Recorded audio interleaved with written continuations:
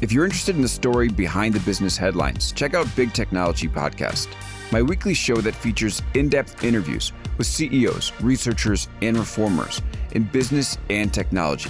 Hi, I'm Alex Kantrowitz. I'm a longtime journalist, CNBC contributor, and the host of the show. I empty my Rolodex every Wednesday to bring you awesome episodes, so go check out Big Technology Podcast. It's available on all podcast apps. Would love to have you as a listener. From LinkedIn News, I'm Jessie Hempel, host of the Hello Monday podcast. Start your week with the Hello Monday podcast. We'll navigate career pivots. We'll learn where happiness fits in. Listen to Hello Monday with me, Jessie Hempel, on the LinkedIn Podcast Network or wherever you get your podcasts. Hello, my friends, and welcome to another exciting episode of Negotiate Anything. This show is produced by the American Negotiation Institute, and with over 5 million downloads and listeners in over 180 countries, listeners just like you have made this the #1 negotiation podcast in the world. Hi, my name is Kwame Christian, and I am the founder and CEO of the American Negotiation Institute. Here at ANI, we believe that the best things in life are on the other side of difficult conversations, and we are passionate about providing you with the best content that will help you to make your difficult conversations easier, both at work and at home. Lastly, I want to remind you that we offer consulting and conduct trainings, both virtually and in person, all around the world. Our focus is in 3 main areas. First, negotiation and conflict resolution. Second, leadership. And lastly, diversity, equity, and inclusion. Check the link in the description below to learn more about how we could work with you and your team. And now, without further ado, let's jump into the interview.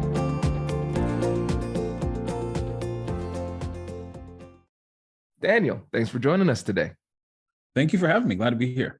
Yeah, it's my pleasure to have you. So how about you get us started by telling us a little bit about yourself and what you do? Yeah, so I'm Daniel, the founder of the Courage Collective. The Courage Collective is a DE&I consultancy. We got our start in 2020. Really quick context on my background. So I come from a pretty untraditional path. Got my start in nonprofit. Then I went up to Gonzaga and went to grad school, studied organizational leadership, and then moved to Nashville, where I took a job in venture capital, which is hilarious because I had never even heard of venture capital before I got there. And so they hired me. I was head of people and talent, had a quick stint in tech, and then went on to start the Courage Collective. I think largely because, I wasn't seeing the kinds of conversations I wanted to have around equity and inclusion, and felt like there was a meaningful opportunity for us to create a new angle. So took the leap and been doing that. And then I also have a company called Boundless, which is focused on creating access for Black and brown folks in marketing, consulting, and tech. Appreciate this work. It's a really important work. And I think what's interesting about hearing your background is that you came from the business world, like a traditional business role, and then you transitioned here. You're using negotiation and conflict resolution in both of those capacities, but now you're still using it in DE&I. And so right. When you think about that type of work as it relates to diversity, equity, and inclusion, what do those types of negotiations look for you day to day? Yeah, I think first and foremost, it's when we're identifying clients that we want to work with, that's where we start. And I think about negotiation as it relates to, are we aligned at a values level? Are we looking for the same thing out of this work, right?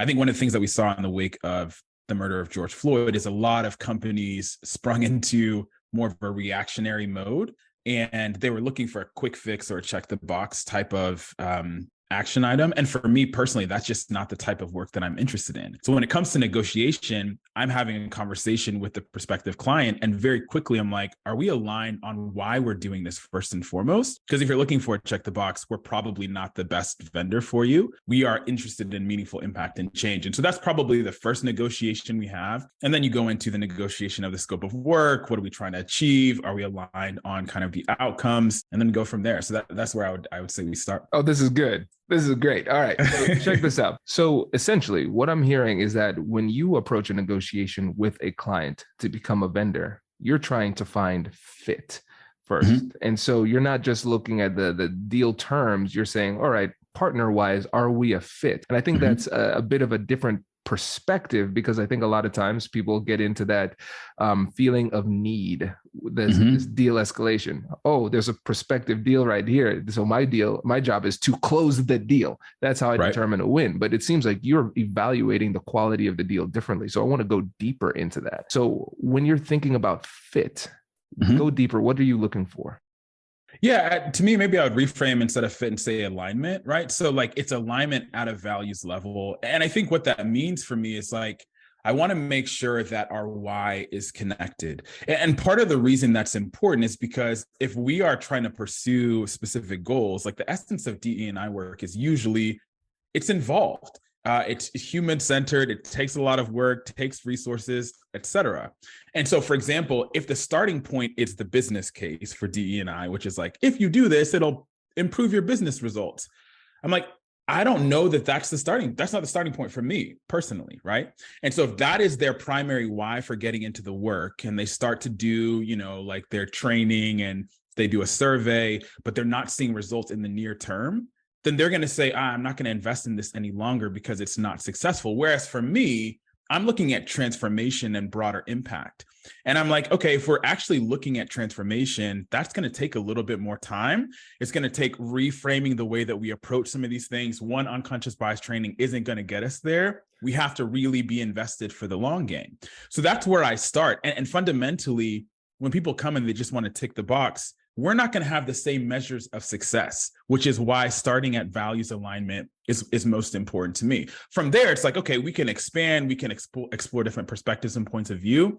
But if we're not looking at success in the same way as determined by our alignment at a values level, it's a lose-lose for both of us. That makes a lot of sense. I think that's really important, right? Mm-hmm. Because again, we have to start at that values alignment. And of course, we can see how that manifests itself in a meaningful way with the work that you all do. Mm-hmm. But I think all of us, when we think about the deals that we're trying to make day to day in our personal lives and our professional lives too, there needs to be values alignment. 100%. Because even if you get the numbers right, if the values are not aligned, then the deal is just going to crumble.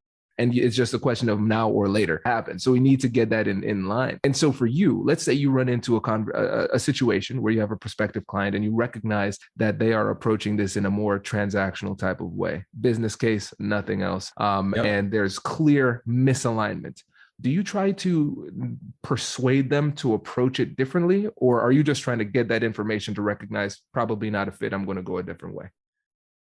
I think it depends on the context, right? And it depends on who we're relating to. I would say sometimes there are people who are maybe at the highest level of the organization. Maybe you're talking to the chief people officer or the CEO who actually have a little bit more, let's say, authority to implement change within the culture. So when I'm interacting with someone at that level, part of my MO is like, how can I introduce a new way of thinking about this work, whether or not they hire us as a vendor? I want to introduce, hey, the old way didn't get us to what we wanted. And so if you think about it this way, this could actually drive more meaningful human-centered results. So that is kind of the angle that I approach depending on the level. Now, if I'm talking to someone who, maybe is, let's say, a middle-level manager and they don't have as much deciding power, I want them to feel heard and seen and empowered, but ultimately they're not necessarily going to be the ones who make the final decision and can shift the culture. So I think it's usually, I want to assess and understand who has decision-making power, what then becomes my responsibility in this interaction. So that's usually how I think about it. I don't like to persuade, I don't want to tell you why equity is important. That's not the business that I'm in. I'm not trying to convince you as to why you should foster an environment of belonging. If that's the conversation we're having, we just aren't starting at the same point, right? So that's a whole other thing. And I know that some consultants and clients and whatever, they like that. They like coming in and being like, no, you need to prioritize this. And I'm like, if we can't agree fundamentally that it's a priority, probably not the best person. Because I'm interested in impact and transformation, not the very basic, we don't know where to start. And so help us, I want to think about it big picture and think about the impact that we want to have. So that's usually how I approach it. And hopefully I'm talking to someone who can help us drive that. Absolutely. And that makes a lot of sense. And it's really helpful for you and your team to have that clarity as well. Mm-hmm. Because I could see, for instance, let's say you bring somebody else on and then they say they like to use their persuasion skills. Oh, these people aren't approaching it the way that we do it. So I'm going to persuade them, right? But I think it's really important for you to have that clarity for yourself and other people so everybody knows how and when to use those persuasive skills. Because mm-hmm. I've done the same thing with my team. If there's a not values alignment, then for the sake of my team and their mental health and their well-being, then there's certain people we don't work with. And I give them the ability to say no. And so it's important to remember negotiation is the art of deal discovery, not deal making. We just shouldn't feel forced to make deals that should have never gone through. Yeah, I love that point. I think about the idea that who you have to be or who you have to be to get the deal is often who you have to be to keep it. So if you show up inauthentically to get the deal, then you're having to sustain this level of inauthenticity to keep the customer happy. And you're the one who's suffering on the inside, right? And so for me, I'm like, nah, I'm going to show up authentically off jump. And if we work, we work. And if we don't, that's okay too. There's probably someone out there who can support you better. So that's just one of the, I guess, values that I have personally. Oh, this is good. So Daniel, this gives me an opportunity to bring back something I haven't done in years. You just reminded me, a 5-star point. And so there, every once in a while, somebody says something on a podcast. I'm like, that's the one. Like that's the point. So listeners, if you like that point, make sure to give us a 5-star review because I don't ask for them enough. So please, if you like this episode, give us a 5-star review. So Daniel, that's my 5-star point. That's really, really important. And I think this is something that we need to consider, not just in the business world, but also in our personal lives. That's right. Like I've never heard it articulated in that way, but it makes a lot of sense. I think back to some of the episodes we had on people pleasing. Sometimes you have that people pleaser inside of you and you keep on making these concessions. Nobody knows you're making those concessions. And then you have to, in order to maintain the relationship at the same quality, you keep on making those concessions and you're killing a part of yourself, sacrificing yourself in order to make somebody else happy. They don't realize that you're sacrificing your authenticity for their benefit. It leads to you kind of like snapping later on because you're just so mad all the time. And people are like, I didn't even know you were upset. Why didn't you just tell me? Right. And you're so right, because we have to be authentic in our approach and recognize that we want that authenticity to exist and be at the forefront of our interactions with the other side throughout the duration of the relationship. 100%. And if we're making those types of sacrifices, especially in our personal life, to maintain friends, relationships, those type of things, just recognize there is a price to pay. At some point, it will break down. Yeah, I think you lose your authenticity. And then I think the path forward becomes like either you end up resenting the thing that you compromise to get, or you feel trapped in it, right? And so for me, I'm like, I would rather show up authentically from the very beginning. And again, if it works and it evolves, amazing. And if it doesn't, that's okay too, right? Like I don't have to, like what we have and what we do and even who we are, maybe there's a level to which it's available to everyone, but that doesn't necessarily mean that it's for everyone. And that's okay. So I think transcending scarcity, not feeling like, oh, this is the only deal we're ever going to get. Like I would rather do 10 deals that I really, really feel aligned with and excited about than do 100 that require some level of compromise to maintain, because ultimately that's going to erode something internally. And that's not, for me, it's not worth it, right? I think, there's no dollar amount that is worth your level of authenticity and inner peace and alignment. So that's kind of the point of view I come at this with. Does your company invest in professional development training? If you believe that your team would benefit from a negotiation workshop, all you need to do is go to our website, fill out the workshop request form, and then we'll set up a time to chat. These workshops are completely customizable, and we've done them all around the country. Negotiation and conflict resolution skills are beneficial across all professions, but they're especially useful in procurement, purchasing, sales, sourcing, and contract management. Our calendar is filling up quickly, and we even have some workshops scheduled for next year. If you think you might want one, I'd suggest reaching out soon so you don't miss out. Check out the link in the description to learn more, and we will be right back after this.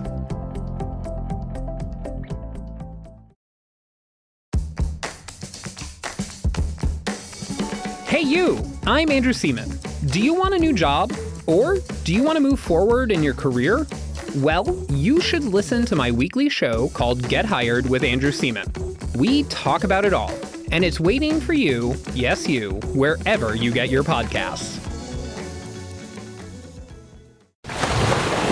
Brace the rudders! Raise the sails! Raise the sails! Captain, an unidentified ship is approaching. Over. Roger. Wait, is that an enterprise sales solution? Reach sales professionals, not professional sailors. With LinkedIn ads, you can target the right people by industry, job title, and more. We'll even give you a $100 credit on your next campaign. Get started today at linkedin.com/marketer. Terms and conditions apply. Absolutely. I think that's great. And one of the things that you talked about is your human-centered approach. And this goes back to what we were talking about before when we were kind of game planning for this episode. You talked about the need to humanize interactions versus thinking about it in terms of transactions. Can you go a bit deeper in what you mean there? Yeah, for sure. I think about just how so many of our interactions these days are pretty transactional, right? It's focused on an exchange. What are you doing for me versus what am I getting to you? Getting from you. And we've missed the art of connecting with the human experience, right? So even just meeting you today, I'm like, there's a unique collection of experiences you've had that no one else in the world has had. That inherently is beautiful, right? It's worth creating space for. It's worth creating space to see and engage. But if I'm only coming to this for what I can get from you, I totally miss the opportunity for meaningful connection that could be profound and transformational. So when we look at this through the context of DE&I work, there's a quote I love that Dr. Crystal Jones says. She says, there's a big difference between the ideas all are welcome here and this was created with you in mind. The latter of which is a much more human-centered approach. Who is coming to our organizations and how can we uniquely design our culture with their experience in mind, as opposed to, this is just transactional. You get a check. Here are the things that I need you to do. Inherently, there is a level that work is transactional. But what would happen if we infuse attention for the human experience into that equation? I think it would be much more meaningful, right? And so, yeah, I think for me, practically, like I want to create space for people to be people and engage them at that human level. And my hunch is it will create much more meaningful and substantive things than if I approach relationships only transactionally, right? So that's kind of the approach that I apply both to my personal life and to work. Oh, this is great. And I think about quotables. You quoted somebody, but I was saying, Daniel, like the quote you said before, that's the one I want to focus on. That's good. A unique collection of experiences that only you have. And I think that's a beautiful way of looking at it, because you're right. It's like every single interaction, every single person that you have is unique. They have a combination of life experiences that make them different from everybody else in the world. And that's a fascinating type of thing. To cherish the opportunity to interact with this person, because you're never going to see this combination again, but then they're ever evolving, right? I think that's really fascinating. Now, we can understand just semantically the words that you said. Okay, I'm going to have a human-centered approach. I'm going to humanize this interaction. I'm going to focus on this person. Now, people can understand that, but how do we operationalize that during a conversation? Yeah, for me, it's curiosity and empathy. I know you spoke about curiosity in your TED Talk. That's a core value of mine, right? So I think about how can I show up with curiosity and invite the person to engage holistically, show me who they are, right? So I think curiosity and empathy are two fundamental things. Part of how that looks for me when we think about operationalizing, I'm very curious, so I ask a lot of questions. Who are you? What are you bringing to this moment? How are you feeling? Like, how do you see the world? Those types of things. And not to determine whether I agree or disagree, right? Like, that's where it gets into transactional and binary. I'm just asking because I'm curious to know about your unique collection of experiences, right? So that's where I start. I think empathy, for me, it's the idea of creating capacity to understand and hold space for someone's unique experience as well, which is a pretty profound and meaningful thing once you experience it, and not rushing to judgment, right? Like, I think about how each person has the capacity for both great and terrible things, right? And so I want to create space for empathy to understand the human experiences and what were the moments that brought you to where you are, how you behave, et cetera. So that's how I operationalize it, leading with curiosity, creating space for whatever they share to just understand and to know people better. This is great. And I'm thinking about what you said about curiosity, where you said you're going to invite them to engage. You're not forcing them to engage or pressuring them, or extracting information. No, you're inviting them to engage because you genuinely care. You genuinely want to understand it. That's important, because a lot of times people can be curious, but that curiosity can really be more a tool to either like set somebody up, right? Or to, really just further our own objectives. And so it's really important to not only be curious, but frame your curiosity in a way that makes the person feel psychologically safe when it comes to meaningfully engage. And so I'm sure you've probably run into some people who are skeptical, where you ask a question, they're like, why does Daniel want to know how I'm doing? Why does he want to know how I see the world? There's probably a wrong answer here, right? At the beginning of those interactions, when you're getting somebody to trust you and buy into your process of the way that you communicate with this human-centered approach, what are some things you do to help them to feel more comfortable engaging? Yeah, it's a good question. I mean, I think that one of the things I go back to often is this idea that people know where they feel seen, valued, heard, accepted, free. Like people know where they can be their authentic self, right? And so I think, first of all, people aren't used to just being asked questions with curiosity about themselves. It's like a lost art. Even for me, like someone who's super curious, it's interesting how sometimes people just don't even know how to reciprocate asking you a question about you. So I think that in and of itself is a lost art and kind of a revelation for people when you just invite them to share about who you are or who they are. So I think that's point number one. And I think as far as getting over skepticism, I think it's listening intently, so actively, and not listening to respond necessarily, but listening to understand. So I'm listening to engage and understand. And usually that's evidenced by potentially asking a follow-up question. Oh, this is what I heard you say. Tell me more about this. Oh, that's really cool. I had that experience as well. Would love to hear how that impacted you, right? Not a kind of cul-de-sac question where we just come to the end. Oh, that's it. Like, thank you for sharing, turn around and go back, right? Like how do we invite something more expansive, right? That's the thing that I'm curious about. And again, I think not everyone, which is okay, feels inclined to share parts or aspects of who they are. But I do love the idea of creating the opportunity to invite people to engage and even meet themselves, right? I think there's something about meeting and connecting at a human level. Me meeting you introduces me to myself even more. And so there's something really powerful about that. I think about how I've heard it said, you can only meet other people at the level at which you've met yourself, right? And so I think about, I want to continue to create those spaces where I can meet myself and meet others in a meaningful way. This is good. There's so many quotables here. You're so right. It's that's a really fascinating way of thinking about it.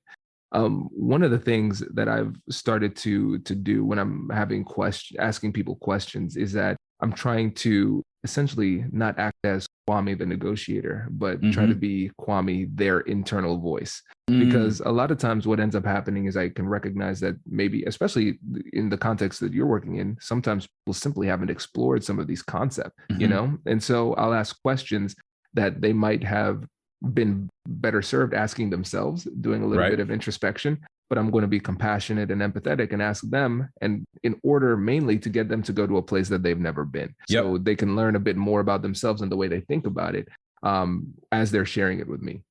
Yeah, super powerful, because then you get to operate as a bit of a mirror, right? You're holding up a mirror for them to see themselves and inviting them to see themselves and maybe process something that either they didn't have the invitation to, the capacity for, no one had invited them into. So I think it's really powerful. I like that approach.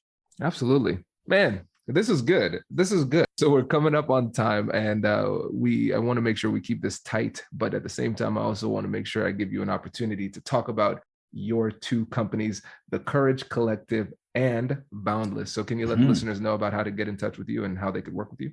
Yeah, for sure. So the Courage Collective, we do diversity, equity, and inclusion consulting and training. And so we've been fortunate enough to work with Fortune 500s all the way down to 10-person startups and anything in between. Like I said, it's most important that we're aligned on the why and the values level. But our work, we like to take what we would call a strategic, holistic, and human-centered approach to diversity, equity, and inclusion work. What that means for us is when I look at the state of the industry, so many people are taking either very reactive approaches or very acute approaches, right? So you can't solve systemic problems with acute interventions. You have to think about it holistically, right? And so for us, what that means is looking at the entirety of the organization, looking at the full employee journey, and thinking about how does DE&I show up before someone starts at your company, while they're at your company, and once they leave your company. And what is the role of leaders and managers in making sure that people feel a sense of belonging and operate in an equitable environment, right? So those are just the high level themes that we look at. We usually start with listening and discovery, then we dive into strategy, et cetera. And then we do learning and development as well, and not the off the shelf unconscious bias trainings, just because I want to do things that I think are meaningful and that actually work. So For me, that's how I think about it. I have a brilliant team that I get to work with, and they're also some of my really good friends. And so I feel grateful for that. Really fantastic folks. And so how you can get in touch with us, go to our website, thecouragecollective.co. You can find us on LinkedIn. So those are probably the two primary places. As far as Boundless goes, Boundless is a newer project that I've been working on. And I think the impetus for that one, I have been one of the few or one of the only in most spaces in my professional career. And so the way I got into venture capital at the beginning, I felt motivated and inspired by another Black man who was a co-founder of Jumpstart Foundry at the time where I was working. And I was like, okay, if he can find his way into that space, maybe I can as well. And so I know there's a level to which representation really matters, and seeing people who, share the same identities in certain ways as you is just empowering and impactful. And so with Boundless, I'm trying to create points of access for Black and brown folks in industries that they haven't historically been represented. So marketing, advertising, PR, et cetera, consulting, and then tech, all very homogenous, trying to think about ways that we can help bridge people who are well-deserving of opportunities with those opportunities. So those are my two companies. Boundless, you can find it at boundlessfellows.co. This is awesome. Yes, I appreciate having you on. And it is clear, my friend, that you are a fellow child of immigrants. So many things yes, on indeed. your plate. But I can respect it. Yeah.